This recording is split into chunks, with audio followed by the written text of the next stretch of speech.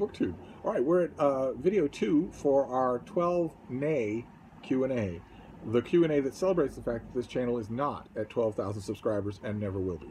And we are up to Taking Tea with Catherine, who says, have you ever been to a book town like Hay-on-Wye or Wigtown or whatnot? Could you imagine establishing a book town of your own? I have been to some of them. You can get some really good book shopping done at places like that. But I would never. I set up one of my own. I don't have anything in the way of organizational ability when it comes to things like that, much less monetary ability. So no, I would never establish one of my own. Nick Piccarilli says, what was the most common request you got from customers when you worked at bookstores? The most common request had nothing to do with books. The most common request by far, and this will, all of you who work in retail bookstores will be nodding, I'm sure, which is, where's the bathroom? I got that question probably 100 times a day. Where's the bathroom? And the old store where I worked had a bathroom way in the back, and it was one of the only public restrooms, publicly available restrooms anywhere in the downtown Boston area. You've got to be kidding me. You're still at it. Why are you still at it?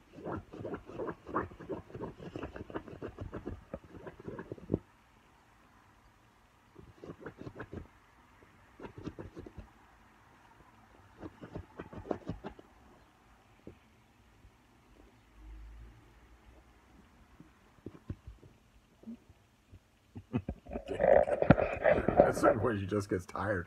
But in that old store, people abused the privilege very badly. They did, so that you'd have, drug needles, bloody drug needles, feces everywhere at one point or another. And we still did it. We still did it. We still kept at it. This was in the old days, before social media, before the internet, before litigiousness, before everybody was an a-hole. Before everybody was yearning more than anything else to be an a-hole to someone else. Just, what is the way that I can be an a-hole to you so that I can do that? Not because I want to, but because I feel that it makes me a real person or whatever. This was before any of that, so we just cleaned it up as a routine matter and kept it open. And then one day, the manager of the store, a great guy, a guy that Deb and I just loved, he went into the restroom, the public restroom downstairs, just to look at it, and somehow, someone had broken the porcelain of the toilet bowl, not the toilet rim. We used to lose a rim every week. I'm talking about the porcelain of the bowl. Somebody would have had to use a hammer to do it. They would have had to bring a hammer in to do it. Water everywhere, and a repair bill, and getting people in there and closing off the back part of the store, which included half of Fiction. And he took one look at that and said, "Oh, enough of this. That's enough of this. This store no longer has public restrooms." And that question, where are the restrooms, took on an extra edge for a while as the public in downtown Crossing, Boston, learned that that bathroom was closed.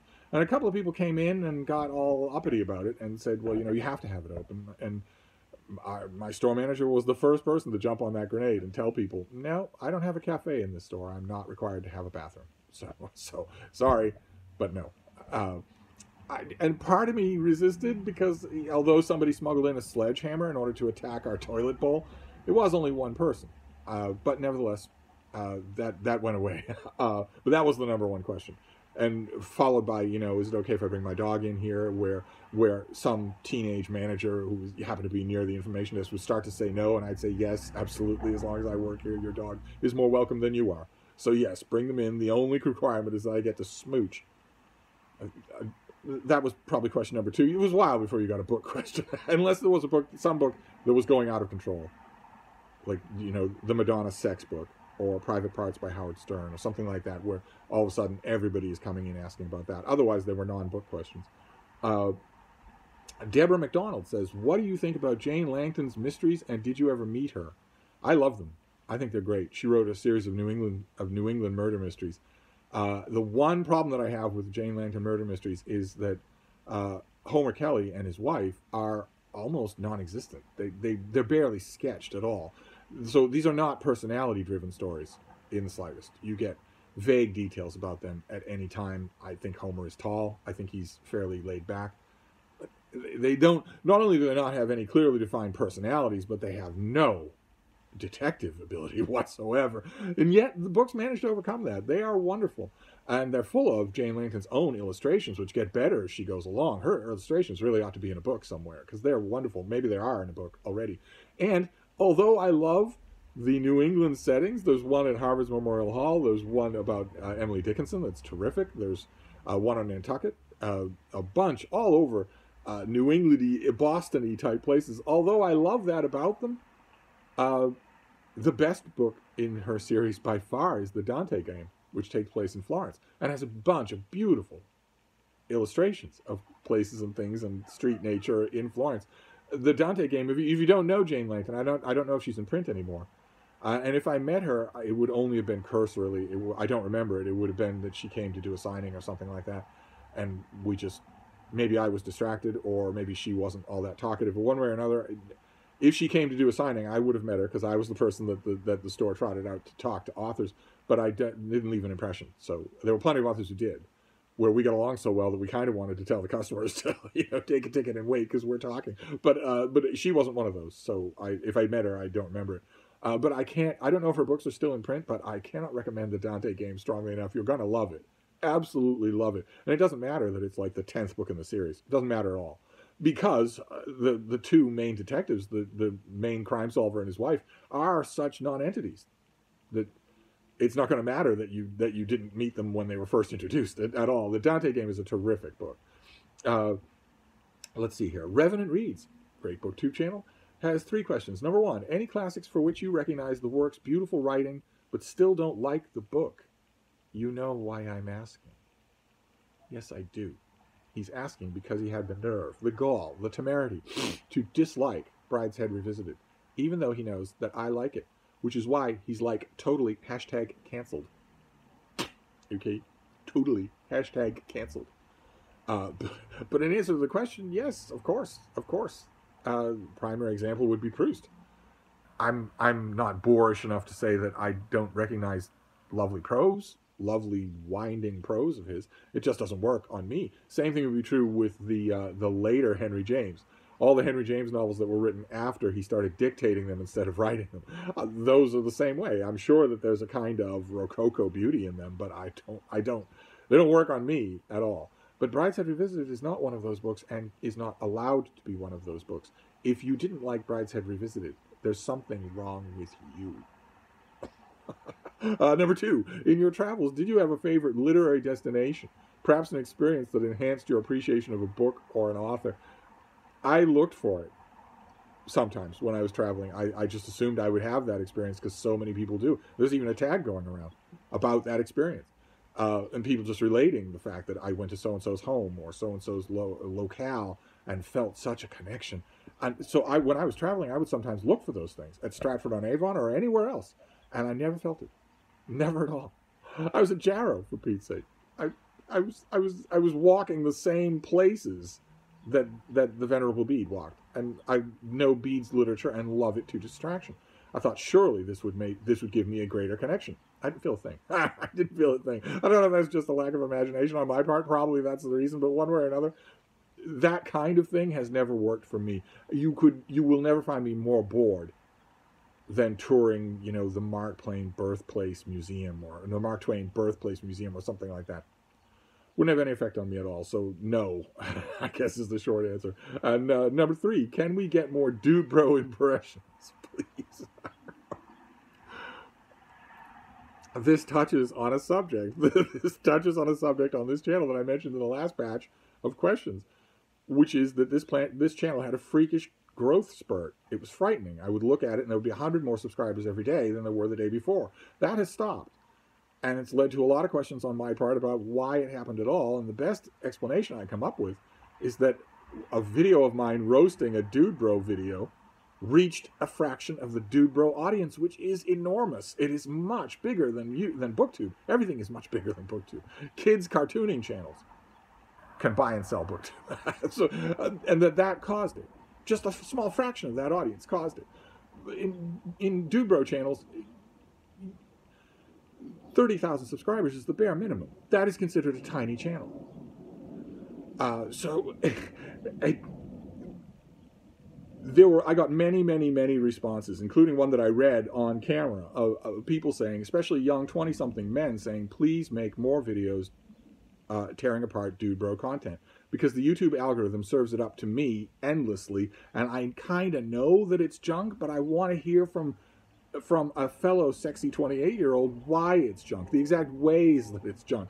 And I had already vowed on this channel that I would make more BroTube videos, that I would tear apart more Dude Bro channels. Certainly I see enough material to tear apart.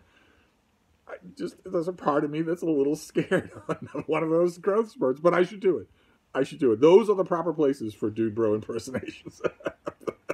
I should do that. I should do that in this upcoming week. Anyway, Lindsay Reed says, I would love book recommendations, particularly nonfiction books about your beloved Iowa and the Midwest.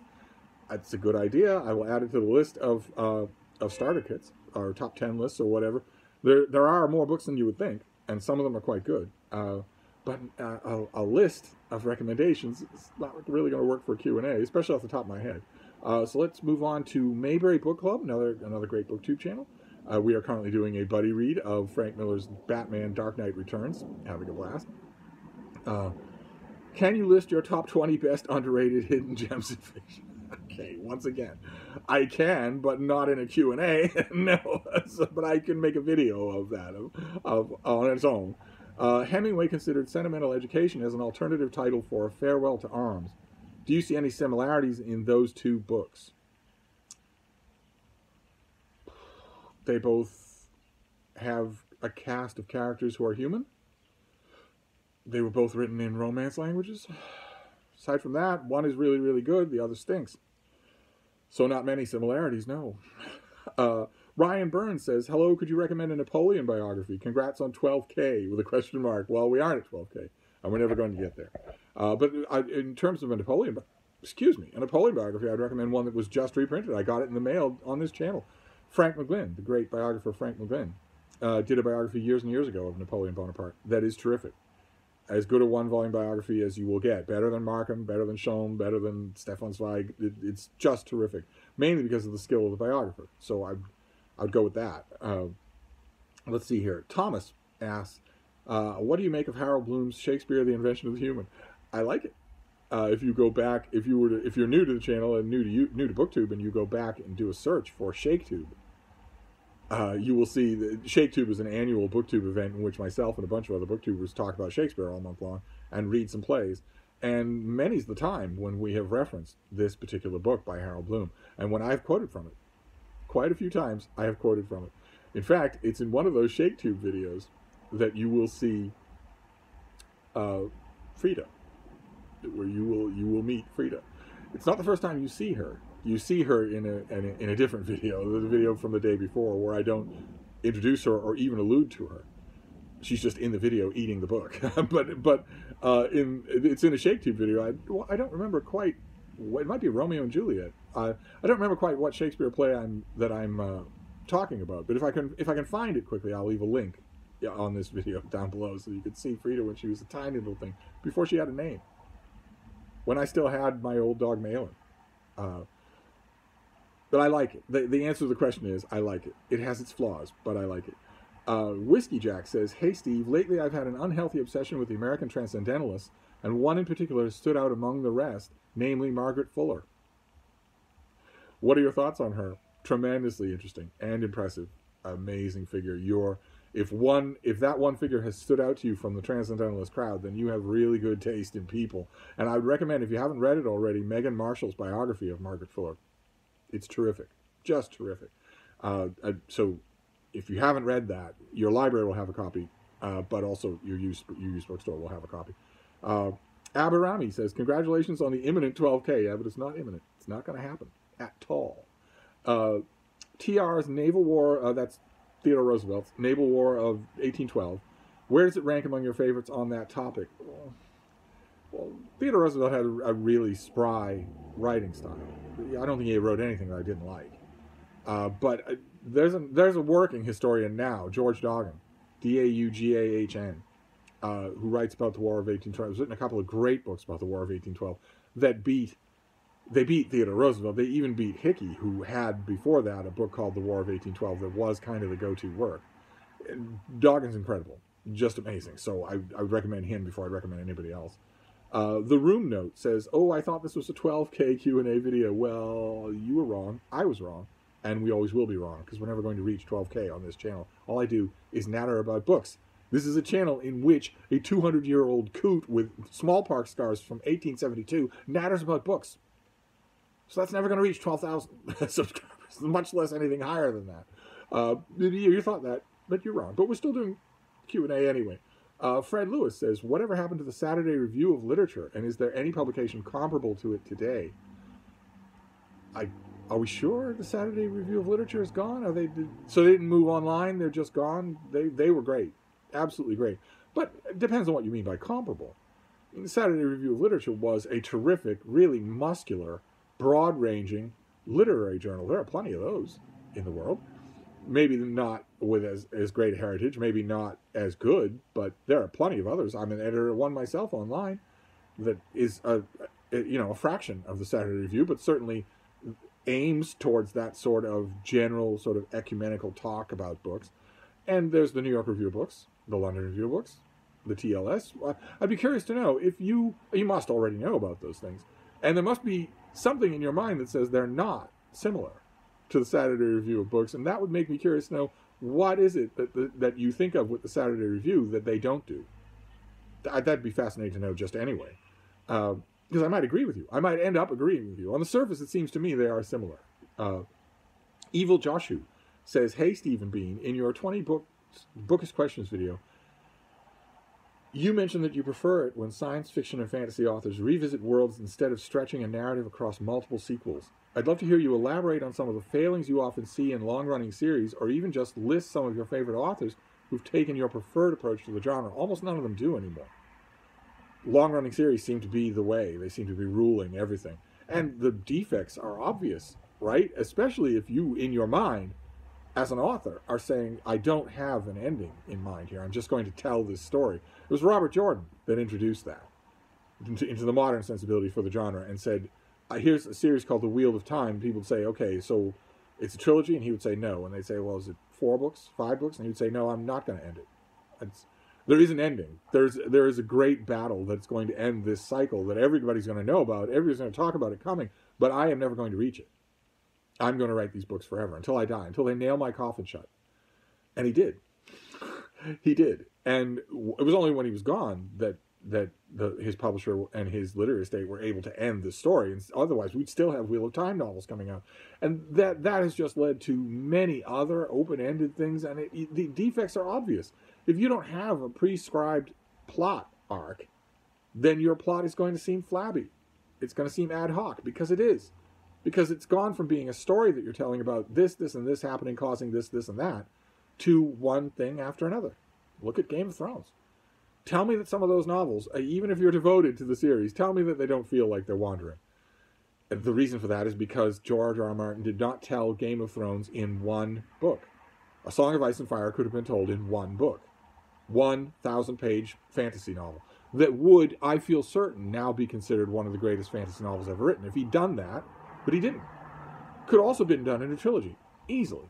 Easily it could have been done in a trilogy. In which case, instead of the whole world angrily wishing that he had lived to finish the series or bring it to some sort of conclusion, instead of the whole world having this weird, unholy feeling of watching the series get concluded in a different medium by different writers, if he had done a trilogy in the course of 3 years, I'm sure that people would say it was the greatest thing since Tolkien. I'm sure they would. I don't know why. In other words, authors have an incentive not to do that, and they don't do it. I'm assuming because of money. I'm assuming that's the reason, because they know they have a hit. I don't want to take a chance writing a book that nobody will like. So I'll just stick with this. One way or another, it's poisonous. It ought to be avoided. Logan Mortensen says, what are your thoughts on the Idiots and Dummies guides for the history-related topics? Would you recommend them as useful supplements to more in-depth works of history? I've often found them very carefully vetted. Yeah, they would make great additional items to a study of a certain period of history. That they would also, once upon a time, Penguin did a series of paperback volumes that were just maps, just full-color maps, showing the fluxes and territories and describing with little informational boxes why they were changing. Those also make great addendums to studying a time period. And before the Idiots Guides and the Dummies Guides, there was the For Beginners series, Darwin for Beginners, Marxism for Beginners, and those are great too. A lot of the same people migrated over and do the same thing. But yeah, as an adjunct to getting the lay of the land, right? Because when we talk about getting into a historical subject and how intimidating it can look, I always say the thing you want to do first is get the lay of the land, get a really good overview, and keep get an overview a few times until you know it, until you know the overview, and then that overview will suggest to your own mind which parts of it strike you as more interesting than others, and you can start to drill down. But the overview has to come first, I think. It's worse if you do that sort of spotty as you go along. And the Dummies and Idiots guides give great overviews. So yeah, I don't disdain them at all. I used to be happy to bring customers to them, and they would often be embarrassed. I would say, A, you're in a bookstore. So if someone's making you embarrassed about the book you're picking out, if they're on the staff, come and tell me who they are. And I don't mean drop a note in my ear. I mean come and get me, walk over to them, point at them and say, this person, right in front of me. Do it right in front of me. I'll make sure it never happens again. No one should ever make you feel embarrassed in a bookstore about the book you're asking for. It's never going to happen at my information desk, because that person will be gone. And I will make it my mission to make sure they're fired. Not just gone from the information desk, but gone from the store. Because I won't be around all the time. I can't stop them from doing it, and we don't want them doing it. Not only in a bookstore, but ever. So I always used to tell customers, no, you can start here, you can stop here for all you like. If this is what you want, I wholeheartedly encourage it. Anyway, Laura Wincello says, a while back you hauled Christopher Ruccio's Empire of Silence, the first in a series. What did you think of it? I did. I hauled a big fat science fiction novel, and I read it, and it was well done. It's intelligently written, but it didn't have any heart, I thought. It didn't do anything for me at all. And I thought maybe that was just because I am sort of moving away from mass market paperbacks. They are a little bit more inconvenient than they used to be. Font size, the fact that if you so much as sneeze at them, they snap shut, that sort of thing. I've been a little bit spoiled by ebooks, so that trade paperbacks, hardcovers, yeah, they're a little more behaving, but mass market paperbacks, not so much. But then somebody sent me an ebook of it, and I read it again in ebook form, to eliminate that possibility, and maybe to latch onto a new series, which I always want to do, and still didn't do anything for me. So I'm not sure that I could recommend it myself. Let's see here. How are we doing for time? Oh, we're fine. Maximus Stedich says, what are your thoughts on the 1963 adaptation of Tom Jones to the big screen? Having watched it recently, I thought of you when it concluded on what I believe to be a John Dryden poem. Is the wording of this question designed to prevent a Steve rant? Is that what is that what you people are now doing? You're now carefully wording things so that you won't trigger a Steve rant? Notice you asked the question without naming the director. Could it be that you people are starting to get to know me so well that you're now wording your questions to avoid a Steve rant? But no, you wouldn't, because you love Steve rants. I don't know why, but you do. All right, well, one way or another, I'm perfectly comfortable with not naming the director. I like that movie. I like it just fine, but I cannot recommend strongly enough the miniseries that was done, I think, by the BBC in the late 1990s. There was, I don't remember exactly when it was the late 1990s. There was a miniseries starring Max Beasley as Tom Jones, and it had Brian Blessed, and it had a bunch of other great faces that you will know. You will know a lot of them when you see them, and it was so good. It was so good in every conceivable way, including having Fielding as the narrator, as a character in the show, and how I loved it. I just thought it was so good. And the way it ends will fog up your eyes just a bit. I thought the way it ended, after all those adventures, after all that stuff, the way it ends, I mean the last scene, the last moment of the miniseries is so well done. It is so touching. And the dedication. I cannot recommend that miniseries strongly enough. Let's see here. Bas Van Dyke says, what are your thoughts on Amor Towles, writer of Rules of Civility and A Gentleman in Moscow? I like these books.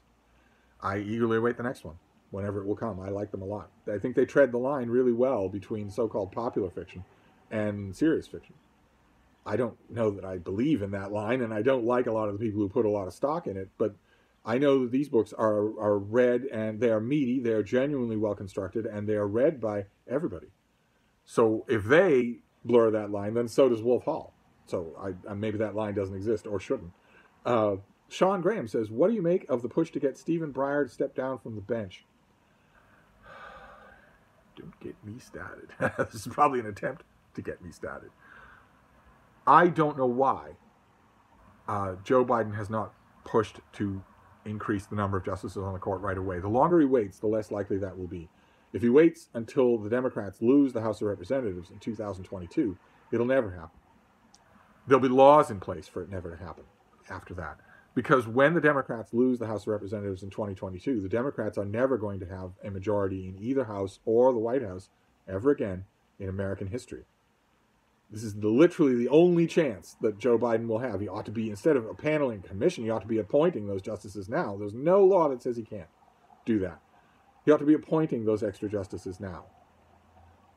The many cable news commentators pointed out that that is not court packing. That the court packing was done by the neo-Nazi Trump Party. The Trump Party is who did the court packing. By holding over nominations, by refusing to fill vacancies, and then by nominating someone when people were actually in the process of voting for president. After having spent 4 years saying that we don't want the nomination of a justice tainted by elections, by politics. We want the new guy to pick the justice. Instead, they rammed through a nomination in 4 days, something like that, to get an unqualified person on the bench for the rest of her life. So that was court packing. Court packing has already been done.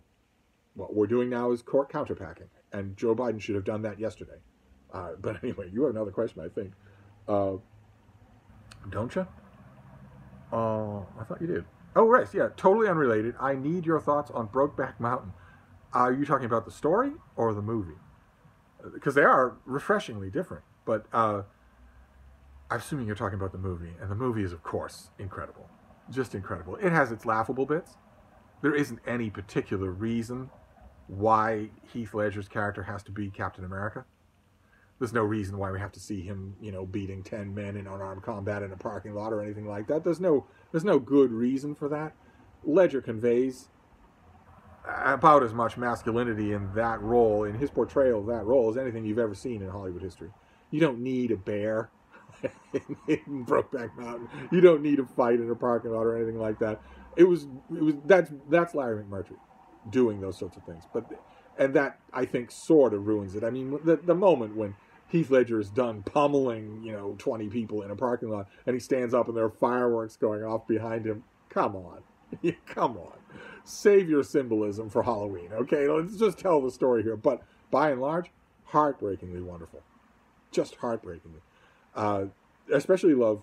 Well, there are many gimmicks in Brokeback Mountain that I think work really well. But one of the gimmicks that works really well happens a couple of times in the movie, where we get an image of something that no one has quite seen. No one is directly responsible for it. It's either a vision of something that we can guess happened, or it's a memory of another character. And we get it very quickly. A body in a gully. One of the main characters being beaten to death. It's gone in an instant. But we get just a glimpse of it. I love that. Thought that was really well done. Helen Utzinger says, I've been wondering, the walking around Steve, the riding the bus, friends' phone conversations, etc. Has your vast amount of reading informed your understanding of human nature and your reading of individuals? And does this make their next moves, perhaps predictable? Does reading so much reduce the number of surprises? And if so, do you ever warn people of your superpowers? It's not reading. I firmly believe it's not reading that's done it. It's just I've known and talked to and interacted with a huge number of people in my life. A huge number of them in every conceivable situation.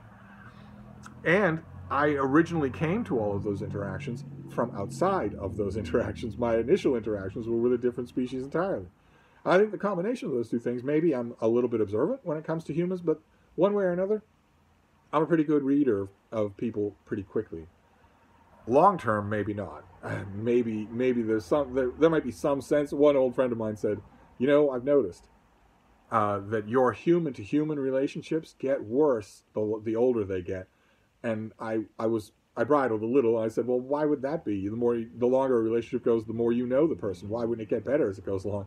And he said, I think it's because for you, an interpersonal relationship is only going to last about 15 years.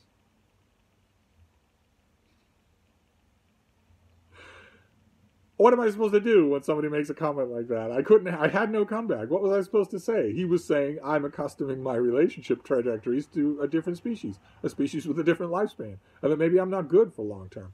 Certainly that might explain why I've had so many friends in my life and so few of them have become old friends. One way or another, I think it's just observational. I don't think it has anything to do with books. But I could be wrong about that. Let's see here. JS says, what are your thoughts on A Gentleman in Moscow and A Confederacy of Dunces? A Gentleman in Moscow has come up already. I like it. And A Confederacy of Dunces I like too. I really need to reread it. I'm kind of surprised that A Confederacy of Dunces has not had some kind of high-profile reprint with a new introduction or something like that recently. Unless it has and I've missed it. I'm surprised that it hasn't been reprinted. But I need to reread it. It's been too long. It's been 30 years, 20 years since I read it. Also, do you ever get to Hyde Park or Quincy? Well, I have. Why would I go there, though? I don't have a car, is the thing that people need to remember. I don't have a car. Never sat behind the wheel of a car in my life. I have the first idea how to operate one. So I can't just pack up and go somewhere. There might be used bookstores in Hyde Park or Quincy that I've never visited because they're not on public transportation, so I'd never go there. And nowadays, I don't really go many places nowadays, so I haven't been there recently. AJAJK says, number 1, best Mishima novel. Best. I would be in no position to say because I've only read Mishima in translation. My favorite is The Temple of the Golden Pavilion. But I don't know. I've read pretty much everything that's been translated into English, but I don't know that I could comment on what was the best. Number 2, Roman literature to start with. It's always tricky, but I would always suggest pick a Roman writer who is really accessible, especially if you can find an edition that has really good notes. So if you were to find like a really good notated edition of the Histories of Tacitus, you're certainly not going to have any problem reading Tacitus because he's a terrific writer, but you're going to want notes. So a version that has really good notes, that's a fine place to start, or a really well annotated edition of the 12 Seasons of Suetonius. Also, you're not going to have any problem reading Suetonius. He is built to make you want to keep reading. And the notes will fill in the blanks. And that's just fine. And that way you're starting with the Romans instead of with an overview. And number 3, thoughts on Freud, Essential Psychoanalysis, the book which Anna Freud compiled. My thoughts on Freud are not very kind. They're not very kind at all. I did a response. Juan at Just One Reader did a Freudian tag. And I did a response to it, and my response in that tag lays out pretty much in vituperative detail what I think about Freud. If I can remember which of these Q&A videos this is for, I'll leave a link to it down below. It was a lot of fun, and I knew my guy. I knew that Juan would not be offended that I was going at his discipline, a hook, line, and sinker. I knew he wouldn't mind, and he didn't. So it was just fun, but it was great to vent. Oh, we're out of time. Here, let's go to number 3.